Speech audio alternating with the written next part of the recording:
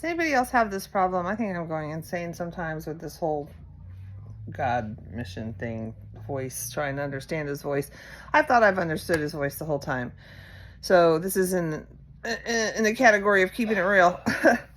So I had this dream last night, and there's all these, I hear, a lot of people are like, I heard God say this, God says this. I never say that because whatever. Okay, so let's just move on with the point. I have this dream last night, and basically it's a longer dream, which I don't need to go into all of it, but I was roaming around the house and I couldn't find these two grilled cheese sandwiches that I kept making. And then this morning, like, it was making me crazy to the extent where I thought the message of the dream was that, based on the whole dream, which I don't need to go into, that I'm preoccupied with things that don't matter. And because people's lives are at risk, and for me to save people, I need to not worry about the grilled cheese sandwiches, and I need to focus on calling for help for those people. In other words, doing the ministry that I'm called to do.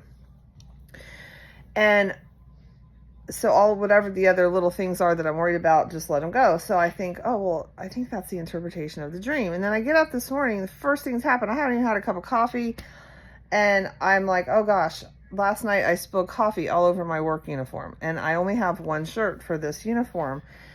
So I have to wash it, and I only have like enough time to wash it before I have to go to work now. And I can't find my shirt. I take all my clothes, I put them in the laundry. I'm like, wait a minute, my shirt's not in here. I double checked, and then I look everywhere, and I look around the house, and then I get my husband to help me, just like in the dream with the grilled cheese sandwiches.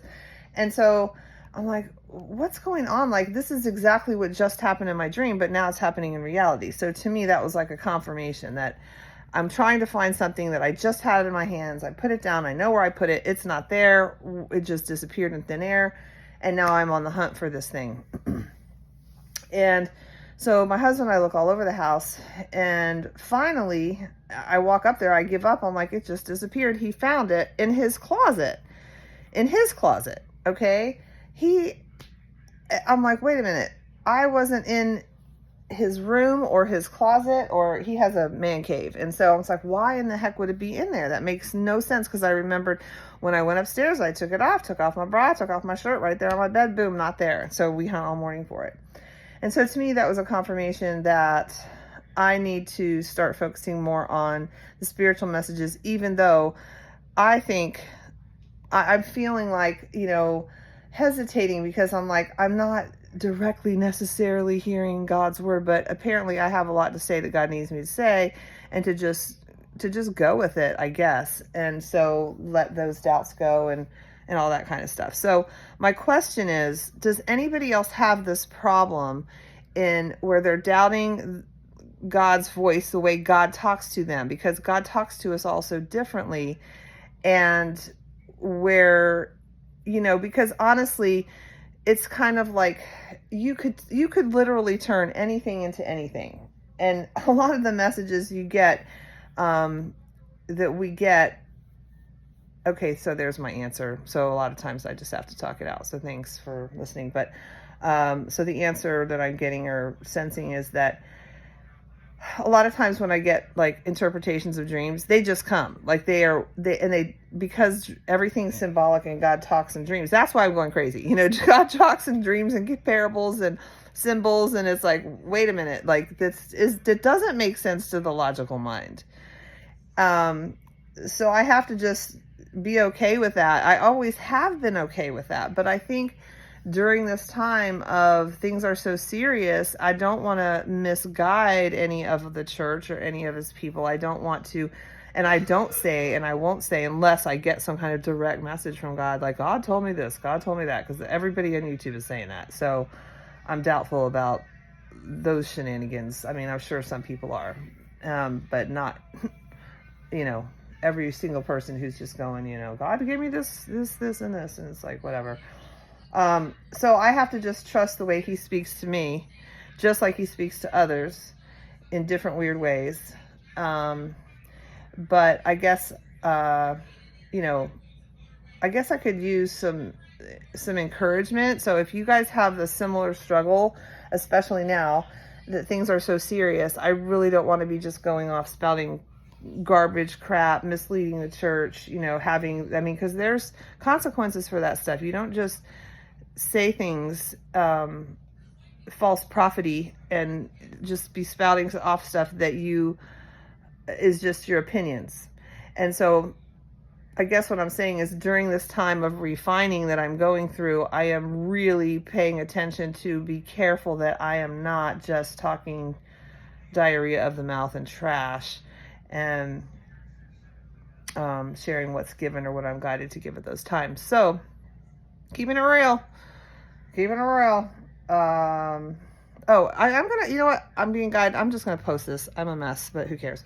So I'm gonna share the rest of the dream that I just had this morning, and because it's relevant and it might be a good message for others that are, okay. So the full dream, the extent of the full dream was, and the message of the dream, I'll just get to that, was, that people are literally dying or suffering, and if we are guided to do a ministry online or to start a YouTube channel, to do it, because everybody has a different audience. Everybody's voice is important, because we all have different people that we affect or that are within our circle.